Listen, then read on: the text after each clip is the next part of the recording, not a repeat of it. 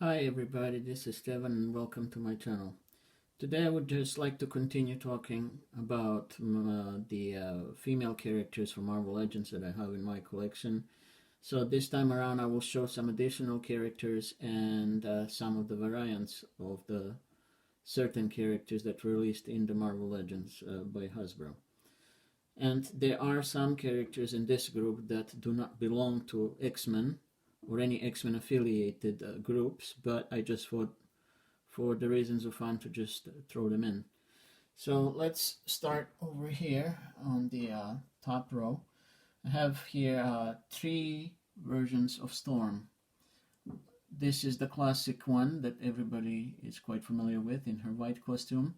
And then there is a variation in the black costume. And then there is the mohawk hairstyle one, which is a drastically different look for her. And this look came about 1984. So these are the three versions of her that I have at this point. The first two look pretty much identical except the color scheme. One thing to notice, however, the early Hasbro Marvel Legends, at least dating back from 2012 onwards, when it comes to specifically female characters, there was a drastic change in their height because, for example, to take Mohawk Storm here, she is quite tall as a figure. But then the later incarnations of her that were released, they're actually shorter. So we see here the two versions of Storm in black and the other one in the white costume. And as you can tell when I show them side by side, the Mohawk one is quite a bit taller. Not just because of her hairstyle, but in general she does look taller.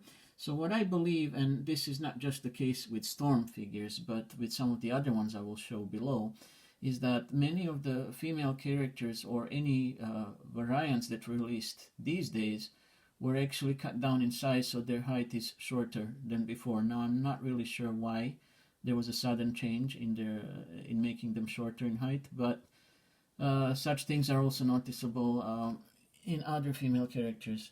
So moving along here, we have Jean Grey, and let's start with the first version of her, and this would be her first appearance when she was called Marvel Girl, or specifically Miss Marvel, so the name went through some changes. Now when I say Miss Marvel, I'm not referring to the Miss Marvel from Avengers. One of the earliest names for Jean Grey was Miss Marvel, and then she became Marvel Girl as well, so there was a period of transition name-wise. So this is how she looked at the very beginning, in a yellow and black costume, and she is a part of a larger boxed set of the first appearance X-Men. And the only figure that was lacking in that box set was Professor X, but all the early members were there. Then moving along, we have the classic Jean Grey, and this one came in one of the early days of Resurrected Marvel Legends, so around 2012-2013, and she is already shorter in height, at least at that point in time. So this one sort of kind of went in reverse. She appeared shorter in height. And then next to her is one of the newer figures of her based on the Age of Apocalypse storyline. Also Jean Grey from that version of the story, where she is together with Wolverine fighting Apocalypse and any of his minions. And of course this figure, since it's one of the newer versions of her, one of the newer figures, she does also appear to be shorter in height. Now we come to a figure of Phoenix, and she was made, as you can tell, compared to the Age of Apocalypse one, to look quite taller. So again, there is a change in the height between the two versions. Now moving along onto the last row here, we're gonna start with Domino. Now Domino is quite a known character, and she usually had a partnership with Deadpool and Cable, so there were many storylines involving her, assisting them in whatever missions they had to undertake. She herself is a mutant as well as many of the other X-Men are, and the other members of the X-Force. In regards to her, she is very well versed in weapons. So this figure comes with two laser guns, and she's actually holding one of them. And she also is an expert marksman, so she can hit the target from afar. And this is not the only version of her that was made in Marvel Legends. There is another that came from the first attempt at Marvel Legends by Hasbro, which dates back to about 2006 onwards. She came in a 2-pack with a character called Cannonball.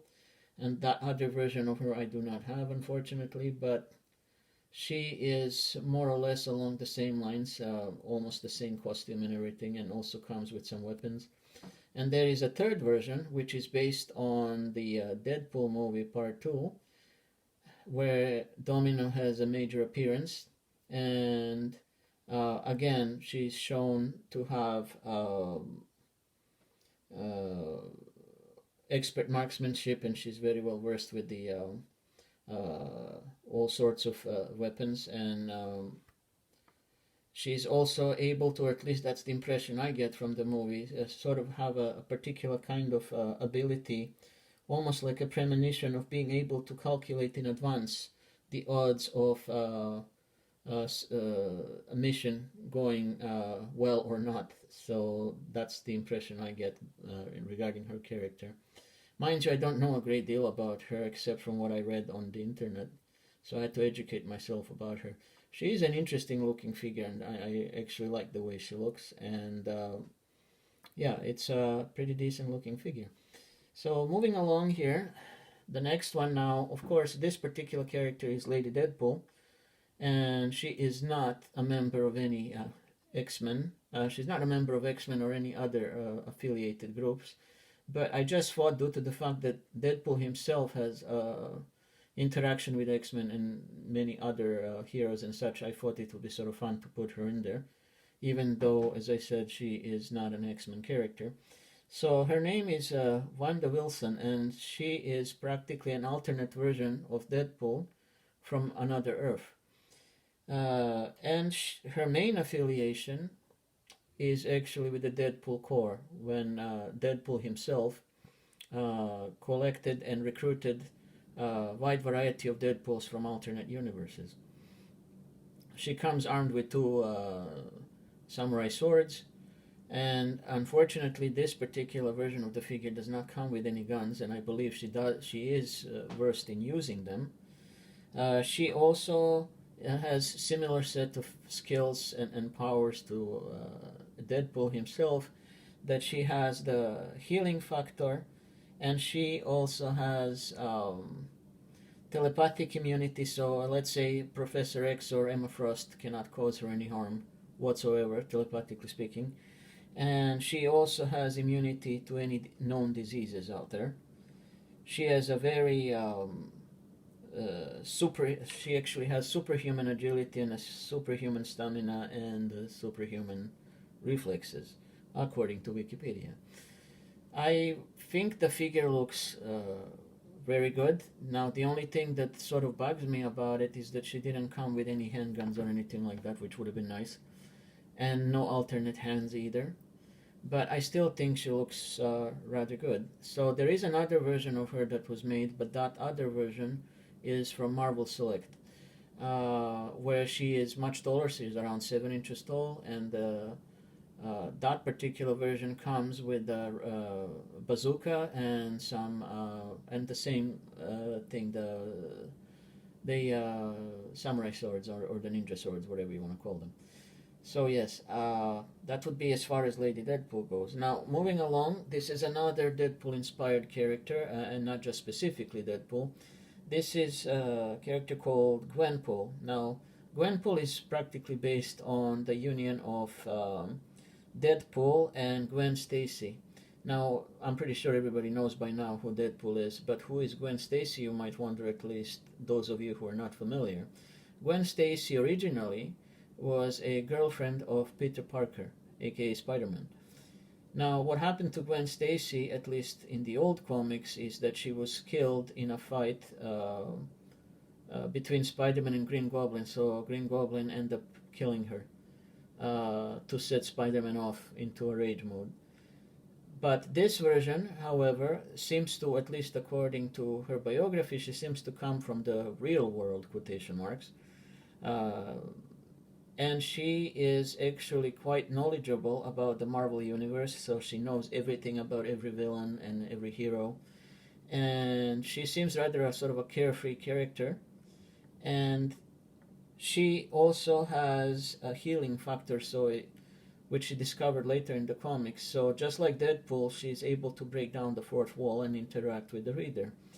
And it seems that she's able to enter the comic book world and exit it at any point in time. And due to her healing factor, the villains can never really harm her. She can even jump off a building, fall flat down on the asphalted road, and nothing will happen to her. She will just pretty much get up, brush it off, and move on. She has been having all sorts of solo adventures in the Marvel Universe, and at some point she joined the West Coast Avengers, and she learned from certain villains, heroes, some useful skills. One of the lesser-known villains that I personally don't know too much about him is called Bartrock, and he had an appearance in one of the Captain America movies. He's a French mercenary who is, at least in the comics, able to use his jumps in the sense of as weapons, practically, to smash at people with his legs and jump on them. So he was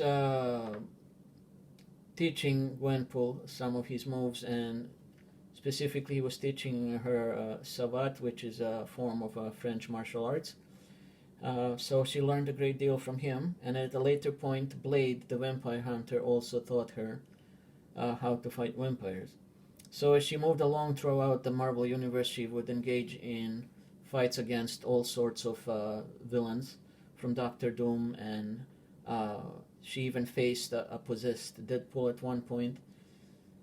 So she had all sorts of adventures. Now, the thing I find interesting about her, she reminds me a great deal of Harley Quinn from the DC Comics, because Gwenpool herself also has quite a wacky personality. Of course, I don't get the impression that she has an equivalent of of a love interest like Harley Quinn does. Now, I only say this because I have not read any of her comics, but I can tell she is quite a popular character. So this figure is the only figure that was made of her, and she comes with two swords, just like Lady Deadpool, and she comes with a sculpted on penguin knapsack that she wears, and in one of the pouches that she has on her belt, she has a cell phone to take selfies. So there is some alternate hands to pose her to take selfies, and there is an alternate head as well.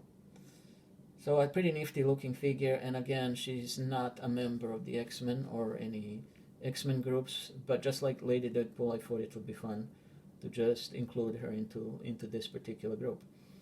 So moving along to the final character I want to talk about, and I have two versions of her in front of you. A very well-known mutant who was part of the numerous affiliations with the Hellfire Club, with X-Men, with the New X-Men, with the Brotherhood of Mutants, and so forth, and that is Mystique, aka Raven. She had quite a career in the comics, and of course she also had major appearances in the 90s X-Men animated series, as well as the X-Men movies, where she was portrayed by two different actresses. She's quite an interesting character in many ways. So some of her powers is the main power she has is to shapeshift, so she can assume the appearance of pretty much anyone. Now, there were two figures made of her, as you can tell. The older one is the one on the right in the black clothes, and that version came in about 2012. And the body mold of her was also used for Madame Hydra, another villain from the Marvel Universe. So Mystique here is just a repaint of Madame Hydra. And the one on the right, she came with a smaller assortment of weapons. So she has a pistol, which is tucked away over there in her belt. And she also came with a Uzi machine gun, or at least a small type of a machine gun. She did not come with any alternate hands or anything of that sort, but many people don't like this particular version because she just does not resemble the classic look. But I still find her to be looking quite well, because this is a more of a modern look to her. Now, a few years back, this version, the classic version, came out. This is Mystique in her classic outfit. Now, what's interesting about her is that she's a much better version compared to the old Toy Biz version of Mystique, which was also a classic look of her, but of course this one looks far superior.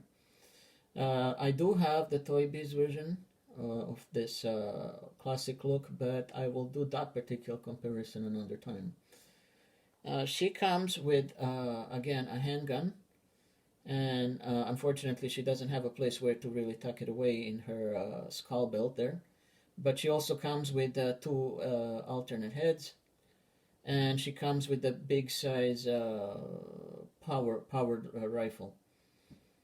Now, the thing about her that I managed to forget to mention, and I'll use this opportunity to do so, in the comics, she is actually a mother of Nightcrawler, a well-known member of the X-Men, and she's an adoptive mother of Rogue, whom I also mentioned in my previous video. So she has been described, at least in the movies. At first, she was just a plain villain in the old X-Men movies. But in the later incarnations, when they were showing the early days of the X-Men, she was not really shown as being a villain. She was actually, she actually had quite a close, almost a brother-sister relationship with Xavier. Now, I'm not so sure that that's quite accurate to the comics, but it's just a different interpretation, I suppose. So yes, she's quite an interesting character, and I'm glad to have both of these different versions of her, because as far as I'm concerned, they both look great. Now, the final thing I would like to mention about her, as you can tell, yet again, that the one on the right-hand side is again taller, and it's an older figure. Now, the classic version over here on the left came several years later, and they have made her height slightly shorter. So I would assume that's some kind of an adjustment regarding the molds, or maybe some of these females were considered to be a little bit too tall. So they were, then they proceeded to just sort of shorten them a bit. Now, I always found it a bit of a problem when it comes to Marvel Legends, Toy Biz and Hasbro alike, that sometimes the heights are not very well proportioned. So sometimes the character that should be taller is shorter, and then the other way around, the character that is shorter, that should be taller, is actually shorter, and the one that's shorter should be taller. So it can, sometimes it works, but not always. And I'm the kind of person who likes to display and sometimes mix and match the on my display the Toy Biz and Hasbro Legends. So I do have a group of Toy Biz female figures, including some of the very early Hasbro female figures as well, that date back to 2006-2007 period. But probably more about those another time.